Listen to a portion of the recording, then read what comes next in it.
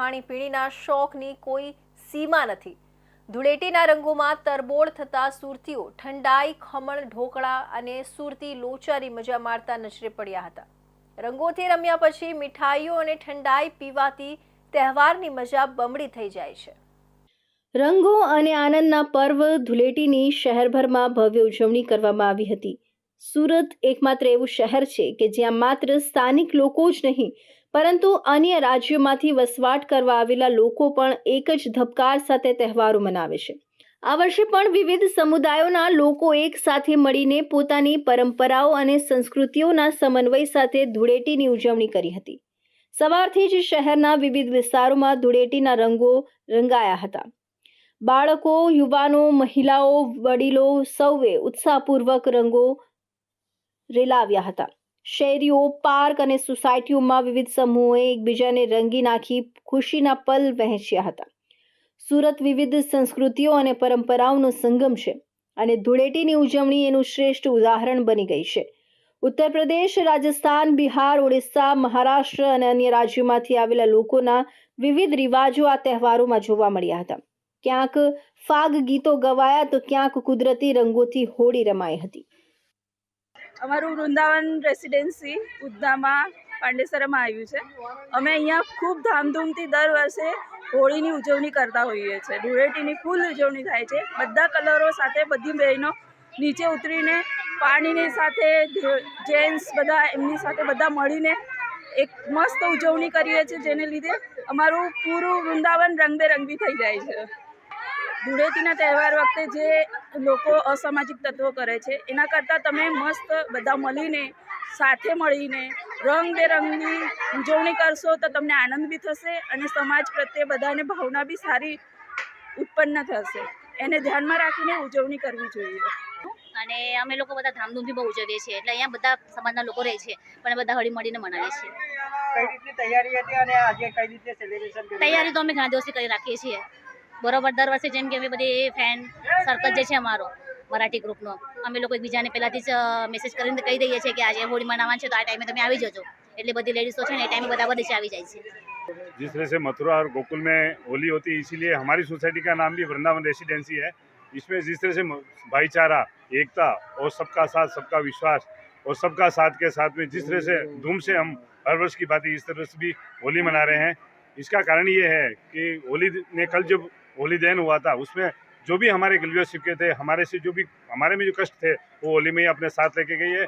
और सोसाइटी जिस तरह से देश के प्रधानमंत्री, यशस्वी प्रधानमंत्री श्रीमान नरेंद्र भाई मोदी और कैबिनेट मंत्री CR पाटिल साहब जिस तरह सबका साथ, सबका विश्वास जिस तरह भारत प्रगति करा, उसी तरह हमारे होली का जो रंग है हजारों तरह का जो सब घुल मिल के इस तरह से हम होली मनाने के सब रंगों में रंग जाते हैं। न भेदभाव होता है, न किसी तरह का गिलवा शिकवा होता है। इसी तरह मैं और पूरी वृंदावन सोसाइटी की तरफ से समस्त सूरतवासियों को होली की और धूळेटी की शुभकामनाएं देता हूँ।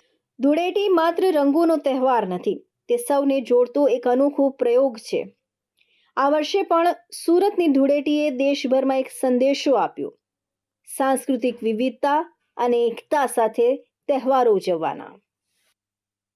સુરતના સાંસદ મુકેશ દલાલે નેપાળથી આયાત થતા સોયાબીનની આયાતમાં ટૂંકા સમયમાં જ જબરજસ્ત વધારો થયો હોવાનો જનહિતનો મહત્વનો પ્રશ્ન લોકસભામાં ઉઠાવ્યો હતો। મુકેશ દલાલે રૂલ 377 હેઠળ અતિ મહત્વના પ્રશ્ન પરત્વે સંસદ અને સરકારનું ધ્યાન કેન્દ્રિત કર્યું હતું।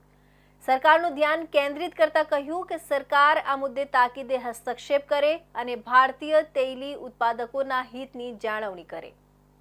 મુકેશ દલાલે રૂલ 377 હેઠળ આ અતિ મહત્વના પ્રશ્ન પરત્વે સંસદ અને સરકારનું ધ્યાન કેન્દ્રિત કરતા જણાવ્યું હતું કે ભારત નેપાળને 2009ની ટ્રેડ સંધિ હેઠળ નેપાળથી સોયાબીનમાં ઝીરો ટેરિફનો લાભ ઉઠાવી ખૂબ મોટા પાયા પર નેપાળથી સોયાબીન એક્સપોર્ટ કરી રહ્યા છે, જેને કારણે દેશને અને ભારતના તેલીબિયા ઉત્પાદન કરતા ખેડૂતોને પણ નુકસાન થઈ રહ્યું છે। નેપાળમાં સોયાબીનની ખાસ ખપત નથી અને તેથી તેનું ઉત્પાદન પણ ત્યાં ખૂબ ઓછું છે, પણ અચાનક જ એપ્રિલ 2024થી નેપાળની સોયાબીનમાં આયાતમાં 14 ગણો વધારો થયો, જ્યારે કુલ ઓવરઓલ આયાતમાં આ જ સમયગાળામાં માત્ર 19% જ વધારો થયો છે। ચીન સોયાબીનનો સૌથી મોટો ઉત્પાદક દેશ છે, પણ તે સોયાબીન ભારતને સીધું એક્સપોર્ટ કરતું નથી પણ વાયા નેપાળ કરે છે। આને કારણે જ નેપાળમાં રિફાઇન ઇન્ડસ્ટ્રીઝનો રાફડો ફાટ્યો છે. ટેરિફનો લાભ લઈને નેપાળથી ખૂબ મોટા પ્રમાણમાં ભારતમાં સોયાબીન આયાત થઈ રહી છે. તે પરત્વે હું સરકારનું ધ્યાન કેન્દ્રિત કરવા માંગુ છું. સરકાર આ મુદ્દે તાકીદે હસ્તક્ષેપ કરે અને ભારતીય તેલી ઉત્પાદકોના હિતની જાળવણી કરે. ગત રોજના સાંસદ સત્રમાં સુરતના સાંસદ મુકેશ દલાલ દ્વારા એક પ્રશ્ન મુકાયો હતો કે દેશમાં જે ખેડૂતો છે તેના હિત માટે છે. એમનો જે પ્રશ્ન હતો તે સરકારને ઉજાગર કરવામાં આવ્યો હતો કે આ જો રોકાણ થાય કે એમાં કોઈ બદલાવ થાય તો દેશના ખેડૂતોનો ફાયદો થાય. આપણે જાણીએ, આપણા સાથે જોડાયા છે મુકેશ દલાલ, જે સુરતના સાંસદ છે. તેમને જાણીએ શું ઘટના છે અને કયા મુદ્દે પર એમને કાલે સાંસદમાં ચર્ચા કરી. જી સાહેબ, શું ચર્ચા હતી ને આ મુદ્દો છે એ દેશ હિત માટે કેટલો છે? ગઈકાલે રૂલ 377 હેઠળ જનહિતનો ખૂબ મહત્વનો એક પ્રશ્ન ઉઠાવવાની મને તક મળી હતી. છેલ્લા કેટલાક મહિનાઓમાં આગલે વર્ષે માત્ર 4 જ મહિનાના ટૂંકા સમયગાળામાં ખૂબ મોટા પ્રમાણમાં સોયાબીનની ઇમ્પોર્ટ ભારત દેશમાં થઈ છે અને એમાં 14 ગણો વધારો થયો છે. જ્યારે આ જ સમયગાળામાં દેશની જે કુલ ઇમ્પોર્ટ સોયાબીનની થઈ છે એમાં માત્ર 13% વધારો થયો. જ્યારે હકીકત એ છે કે સોયાબીનનો યુઝ નેપાળમાં ખૂબ ઓછો છે. નેપાળમાં સોયાબીન રિફાઇન થતું જ નથી.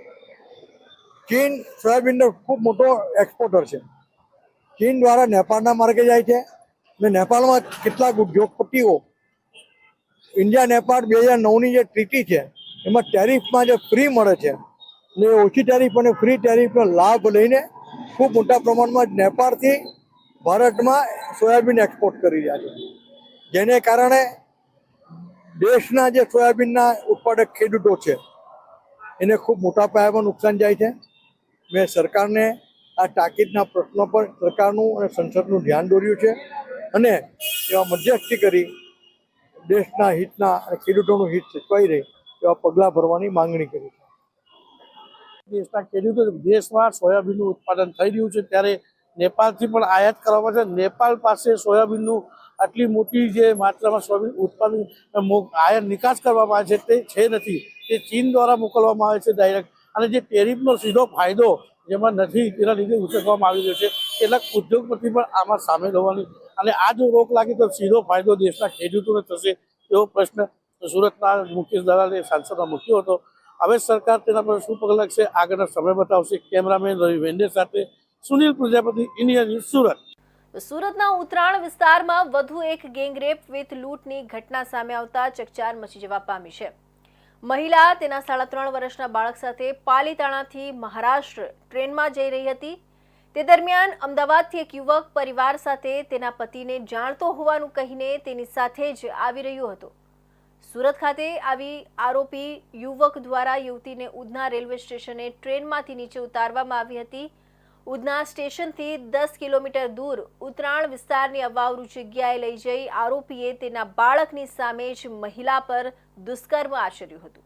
ત્યારબાદ અન્ય એક ઓડિશાના શખ્સે દુષ્કર્મ આચર્યું હતું.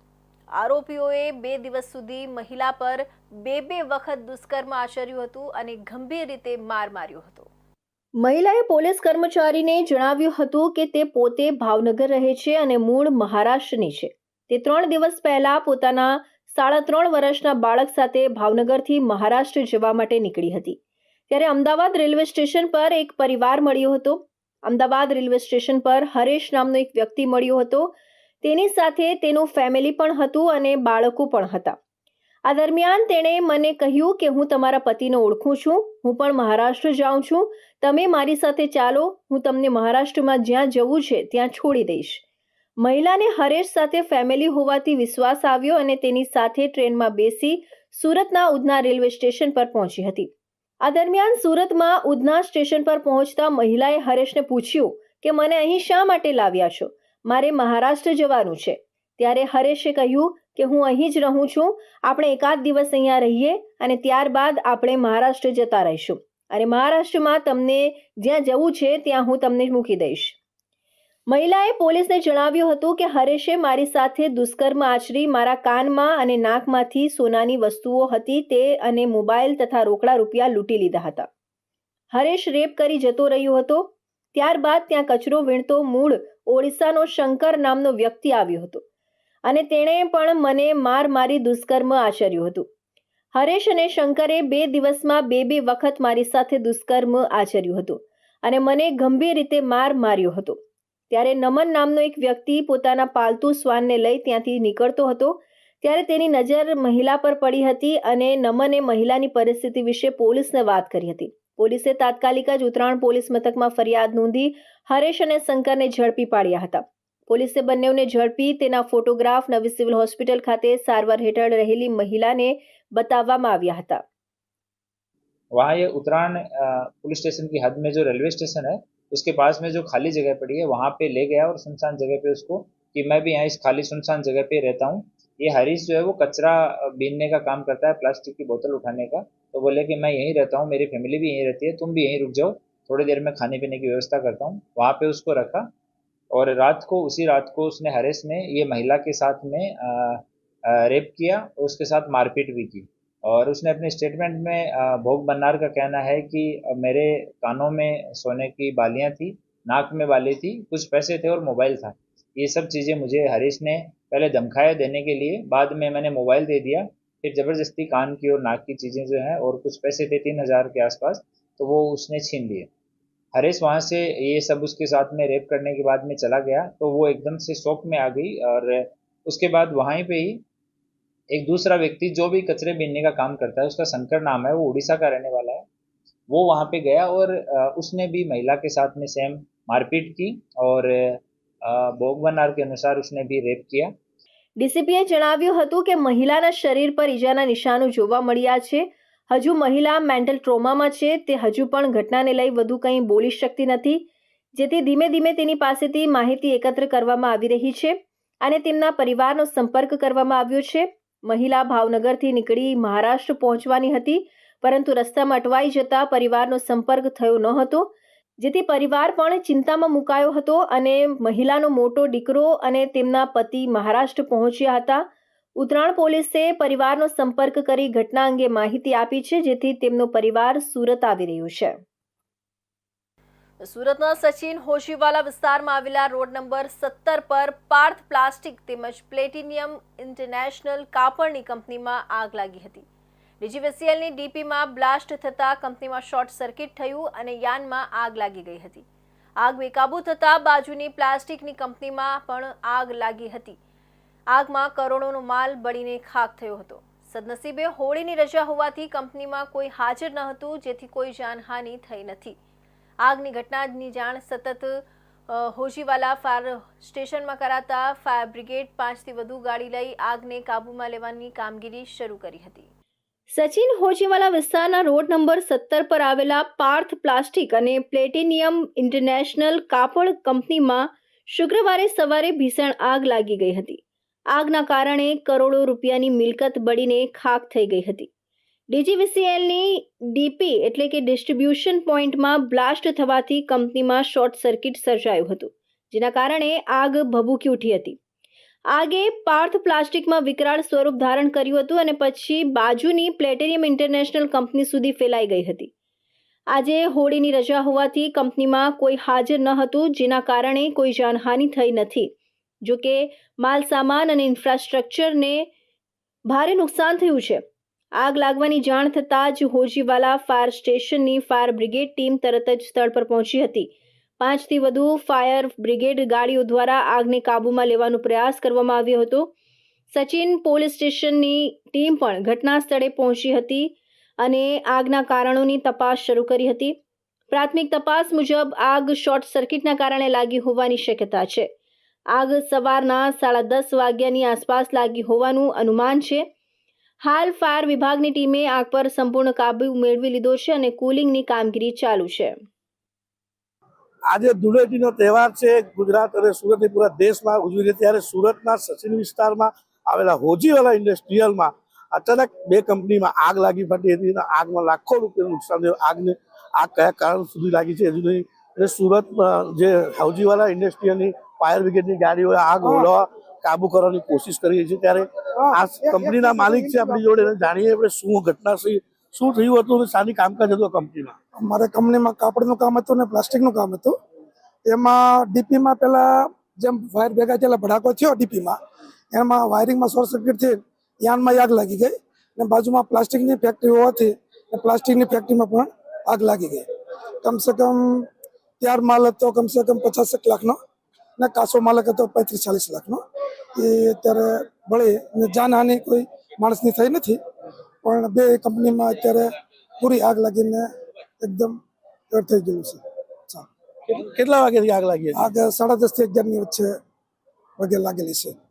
ફાયર બ્રિગેડની ગાડી આગ કાબૂમાં લેવાની કોશિશ કરી છે. આ બે કંપનીઓ છે, એક તો પાર્થ પ્લાસ્ટિક કરીને છે અને એક બીજી છે પ્લેટિનિયમ કરીને. એ કંપનીઓમાં આગ લાગી છે. આ કંપનીઓને કાબુ લેવા માટે ફાયર બ્રિગેડના જવાનો કોશિશ કરી રહ્યા છે. સવાર 10 વાગ્યાની આસપાસની ઘટના. ડીપી ફાટ્યાથી આગ લાગી. આ ડીપીમાં શોર્ટ સર્કિટ ફાટવાથી આગ લાગવાની ઘટના બની હતી. કેમેરામેન રવિ વેન્ડે સાથે સુનિલ પ્રજાપતિ, ઇન્ડિયા ન્યૂઝ, સુરત. તો હવે સમય છે એક વિરામનો. तीखी मिर्ची। राम राम मासी। राम राम बेटा। मासी लड्डू खा रही हो? हाँ बेटा, अरे वो अपना है ना, बड़े समय के बाद 99 मार्क्स लाकर पास हुआ है। हाँ मासी सच कहा, 99 मार्क्स लाया है। अब ये बात और है कि वो 100 में से नहीं 543 में से आया। हैं? ये तो फिर 100 में से सिर्फ 18 हुए, तो क्या ये फिर से फेल हो गया? क्या फिर से फेल हो गया? हाँ मासी, यह लगातार तीसरी बार फेल। अब फेल पास तो लगा रहता है। अरे बेटा, इसने तो पार्टी की लुटिया ही डुबो दी। पर मासी, पार्टी अभी भी सांसें तो ले रही है ना। अच्छा बेटा, ये बताओ, कुछ हाथों का हुनर आता है? कितना कमाता है? मासी, हाथों के हुनर की बात तो ऐसी है कि हजारों करोड़ के हेरा फेरी में जमानत पर आए।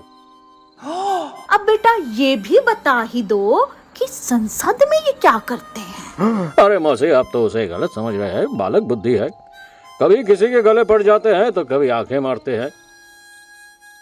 ऐसा है बेटा, इन्होंने तो फेल होने का वर्ल्ड रिकॉर्ड बना लिया है, इनसे ना हो पाएगा।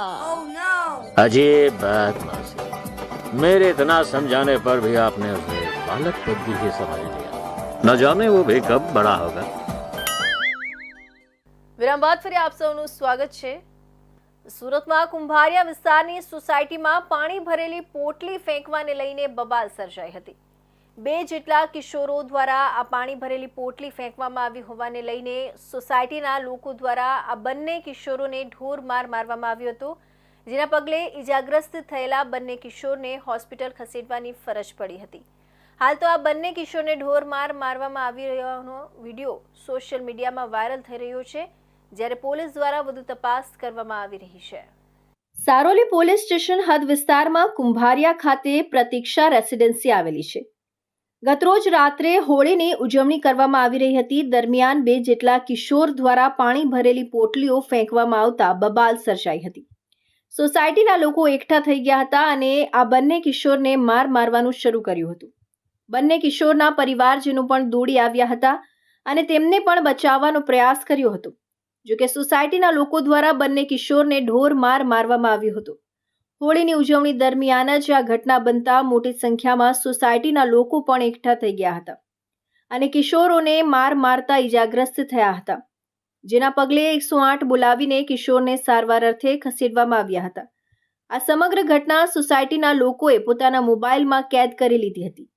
હાલ આ સમગ્ર ઘટનાનો વિડીયો સોશિયલ મીડિયામાં વાયરલ થઈ રહ્યો છે, ત્યારે આ મામલે સારોલી પોલીસ દ્વારા વધુ તપાસ હાથ ધરવામાં આવી છે.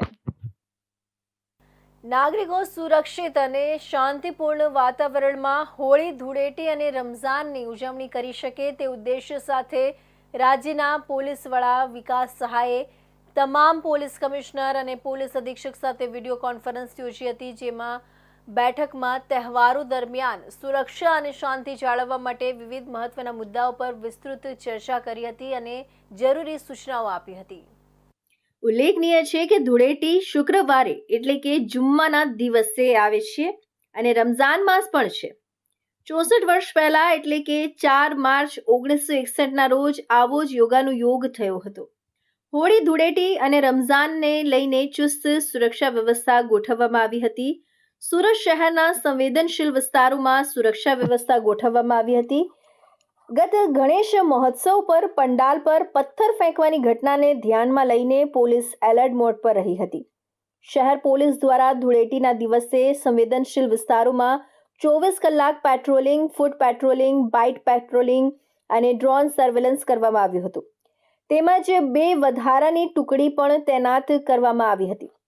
શહેરમાં શાંતિ જાળવવા માટે 2 SRPની ટુકડી ખડે પગે રહી હતી.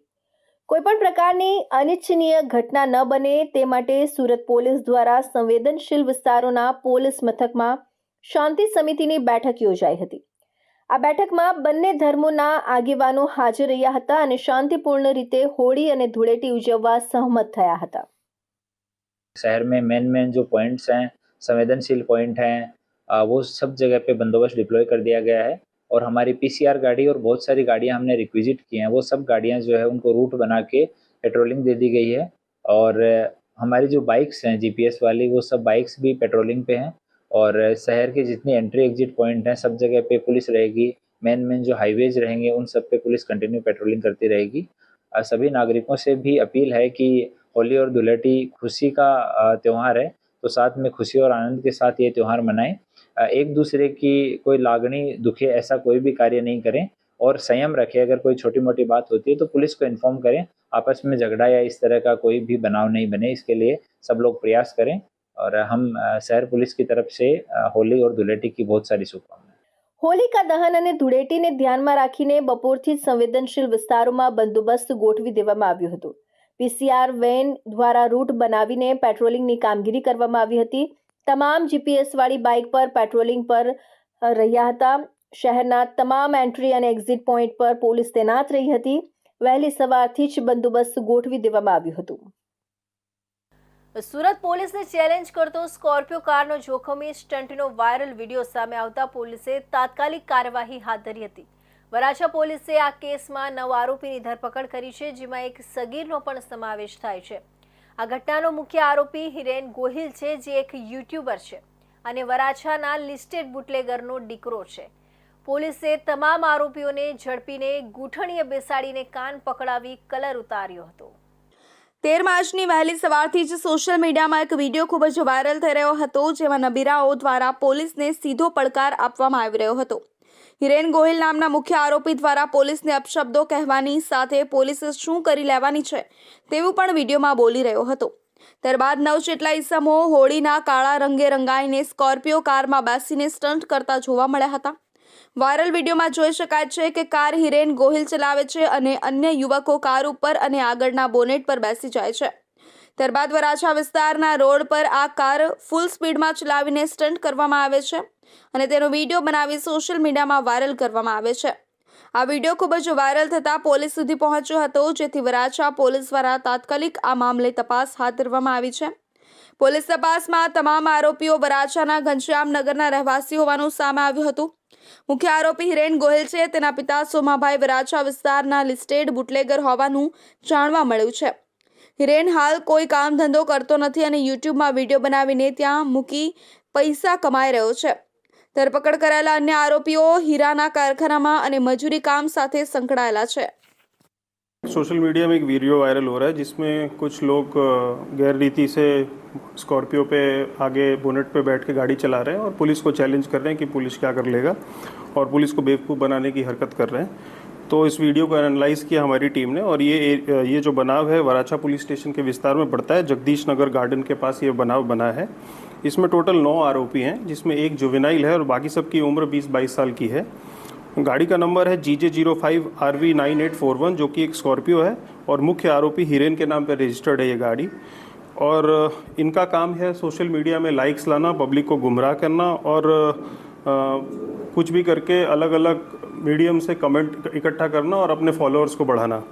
तो गलत काम करके भी ये फॉलोअर्स इकट्ठा करने का काम करते हैं. इसके तहत हमने इस पर सख्त एक्शन लिया और BNS की धारा 281, GP एक्ट 104, 1010, 1117 और मोटर व्हीकल एक्ट के तहत हमने इनमें गुनाह रजिस्टर किया है और आगे की कार्रवाई हम कर रहे हैं. આ મામલે ડીસીપી આલોક કુમારે જણાવ્યું હતું કે વિડીયો વાયરલ થતા મામલે તાત્કાલિક વરાછા પોલીસ દ્વારા તપાસ કરવામાં આવી હતી અને 9 જેટલા ઇસમોને પકડી પાડવામાં આવ્યા હતા, જેમાં એક સગીરનો પણ સમાવેશ થાય છે. આ તમામ આરોપીઓ વિડીયો બનાવીને પૈસા કમાવાનો ધંધો કરી રહ્યા છે. મુખ્ય આરોપી હિરેન સોમાભાઈ ગોહિલ છે. આ સ્કોર્પિયો કાર હિરેનના નામે જ છે. આરોપી હિરેનના પિતાના ધંધા અંગે તપાસ કરવામાં આવી રહી છે. આ આરોપીઓએ પોલીસને ચેલેન્જ આપી છે, જેથી તેઓ ફેમસ થઈ શકે તે પ્રકારની ઈચ્છા સાથે આ વિડીયો બનાવવામાં આવ્યો હતો. આપના પ્રદેશ નેતા અને સુરત મહાનગરપાલિકાના પૂર્વ વિપક્ષી નેતા ધર્મેશ ભંડેરીની આગેવાની હેઠળ આસુરી સ્માર્ટ મીટરના પોસ્ટરો હોળીની અગ્નિમાં હોમવામાં આવ્યા હતા.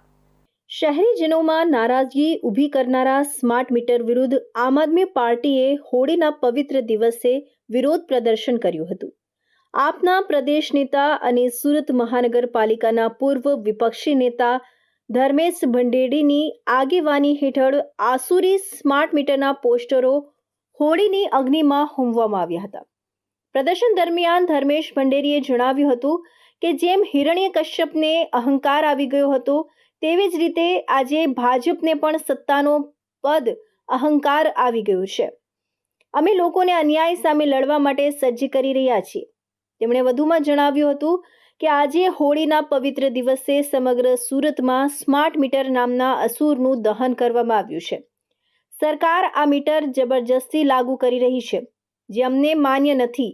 આપે સરકારને આખરી ટક્કર આપતા જણાવ્યું કે સુરતને સ્માર્ટ મીટરની જરૂર નથી.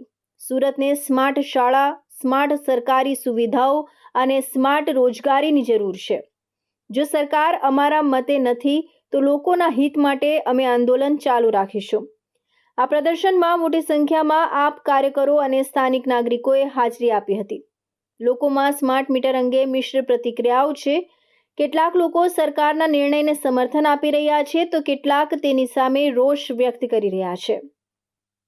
લડાઈને મજબૂત બનાવીશું અને ગુજરાત સરકારને સંદેશો આપીએ છીએ કે તમારું સ્માર્ટ મીટર ક્યારેય ચલાવી લઈશું નહીં. ગુજરાતની જનતાને સાચા અર્થમાં સ્માર્ટ શાળાઓની જરૂર છે, સ્માર્ટ સરકારી કચેરીઓની જરૂર છે, સ્માર્ટ સુવિધાઓની જરૂર છે. સ્માર્ટ મીટરની જરૂરિયાત નથી. ગુજરાત સરકારને વિનંતી કરીએ છીએ કે આ સ્માર્ટ મીટરની યોજનાને પાછી ખેંચવામાં આવે. ગુજરાતની જનતા આનાથી ત્રસ્ત થઈ રહી છે. ગુજરાતની જનતા પોતાનું ગુજરાન માંડ ચલાવી રહી છે. ત્યારે આમ આદમી પાર્ટી ગુજરાત સરકારને આજે હોળિકા દહનના કાર્યક્રમના દિવસે પ્રતિકાત્મક વિરોધ સાથે એક સંદેશ આપીએ છીએ કે આ સ્માર્ટ મીટરને અમે ક્યારેય સ્વીકારીશું નહીં. અમે આનો વિરોધ કરતા હતા, કરીએ છીએ અને ગુજરાતની જનતાની સાથે અમે ઊભા રહી ખંભેથી ખંભો મિલાવી આનો વિરોધ કરીશું. અને આજે આ પ્રતિકાત્મક રૂપે આ સ્માર્ટ મીટરની પત્રિકા, એનું પોસ્ટરનું અમે હોળિકા દહનમાં, અગ્નિમાં એને હોમીએ છીએ. જય માં ભારતી, જય જય ગરવી ગુજરાત. આપ નેતાઓએ આગળ જણાવ્યું કે જો સરકાર જનતાની માંગણીઓ ન સાંભળે તો આગામી દિવસોમાં આંદોલન વધુ ઉગ્ર બનાવવામાં આવશે. આ લડાઈ માત્ર પ્રદર્શન પૂરતી નહીં, સરકાર સુધી અમારું સંદેશો પહોંચાડવા માટે અમે વધુ ઉગ્ર વિરોધ કરીશું, એવું ભંડેરીએ સ્પષ્ટ કહ્યું હતું. હોળીના પવિત્ર તહેવાર પર ભાજપ સરકાર સામે આપ દ્વારા પ્રદર્શન કરાતા રાજકીય ગરમાવો જોવા મળી રહ્યો છે. હવે સરકારની આગળની સ્ટ્રેટેજી શું રહેશે તે જોવું રસપ્રદ રહેશે. તો આ હતા